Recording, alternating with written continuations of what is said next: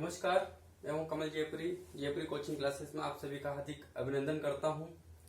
10वीं की special math class में आज हम पढ़ेंगे यूनिट 6 त्रिकोणमिति के बाद यूनिट 7 यूनिट 8 सेम है, इनसे मिलती जुलती है, इसलिए सबसे पहले हम यूनिट 6 पढ़ेंगे त्रिकोणमिति। यूनिट 6 त्रिकोणमिति प्रश्न 6 10वीं क्लास के लिए है। अब प्रश्न 6 पढ़ने के लिए हमें सबसे पहले सारणी पढ़नी पड़ती है, जो कि सबसे कठिन लगती है। इसको इजी बनाएंगे और इजी बनाने के लिए सबसे पहले सारणी को समझना पड़ेगा, क्योंकि 10वीं बोर्ड के एग्जाम में सारणी से महत्वपूर्ण क्वेश्चन आते हैं। तो सबसे पहले हम सारणी पर गौर करते हैं कि सारणी कैसे बनेगी। सारणी बनाने के लिए सबसे पहले हमें कोण लिखना पड़ेगा।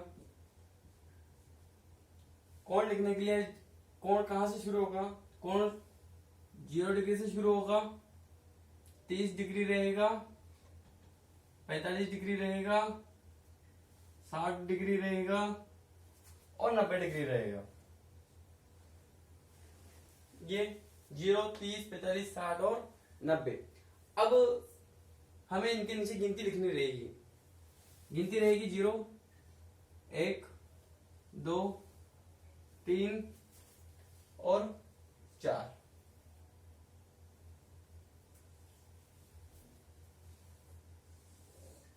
ये ऐसी गिनती। लास्ट कहाँ आया? 4 पर। लास्ट संख्या 4 है, इसलिए सब में 4 का भाग दिया जाएगा।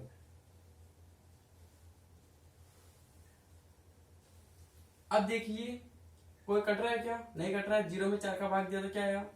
0 आया।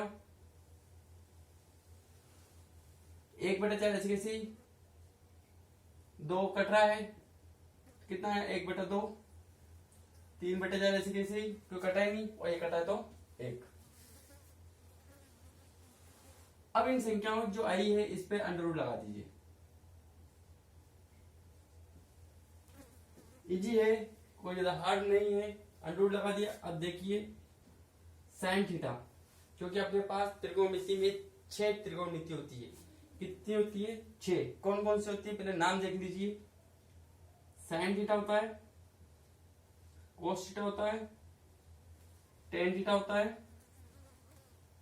कोट थीटा, सेक थीटा और कोसेक थीटा। 6 त्रिकोणमिति होती है। 6 के सिवा अलग नहीं होगी। साइन, कोस, टेन, कोट, सेक और कोसेक, ये 6 त्रिकोणमिति के ही अपन ने सारणी में मान रखेंगे और मान निकाल लेंगे। ये साइन, ये कोस थीटा, ये टेन थीटा, ये कोट थीटा, ये सेक थीटा और ये कोसेक थीटा। अब सबसे पहले साइन थीटा का मान निकालने के लिए हमें सबसे पहले क्या करना पड़ेगा? इन अंडर रूट को बाहर निकालना पड़ेगा, इनको सोल्व करना पड़ेगा। 0 का 0 रहेगा, 1 का अंडर रूट 1 और 4 का अंडर रूट 2, ये सभी को मालूम है। 1 का अंडर रूट 1, 2 का अंडर रूट, अब ये 2 का अंडर रूट होता ही नहीं, इसलिए सेम टू सेम लिखा जाएगा। अंडर रूट 3 ऐसे कैसे रहेगा? और 4 का अंडर रूट होता है 2 और 1 का अंडर रूट 1। ये आपकी साइन थीटा की वैल्यू आ गई। यदि आपने साइन थीटा की वैल्यू समझ ली तो आप सारी त्रिकोणमितियों के मान निकाल सकेंगे, अन्यथा नहीं निकाल पाएंगे। तो यहां देखिए, अब कोष्ठक का मान निकालना है। तो कोष्ठक का मान निकालने के लिए आपको क्या करना पड़ेगा कि यहां से उल्टा लिखने लग जाओ, पीछे से लिखने लग जाओ। तो एक, ये अंडर रूट 3/2, ये 1/2, 1/2 और ये 0। ये देखिए, ये 1, ये अंडर रूट 3/2, 1/2, 1/2 और ये 0। टेन थीटा का मान निकालना है। टेन थीटा का मान निकालने के लिए सूत्र होता है, टेन थीटा का मान निकालने के लिए सूत्र होता है साइन थीटा में किसका भाग देना होता है? कोस थीटा का। साइन थीटा में किसका भाग देना होता है? कोस थीटा का।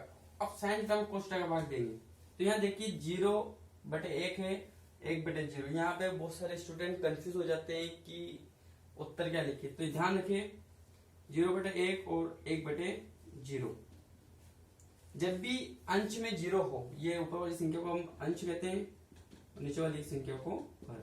यदि अंश में 0 हो तो आप उत्तर में 0 लिखे, यदि हर में 0 हो तो आप इनफाइनाइट लिखे। ये वैल्यू ध्यान रखना है।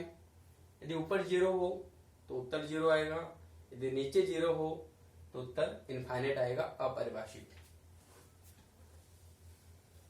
तो ऊपर 0 है, इसका मतलब 0। तो अंश से हर से हर कट गया, क्या बचा अंश में 1, और यहाँ क्या बचा √3।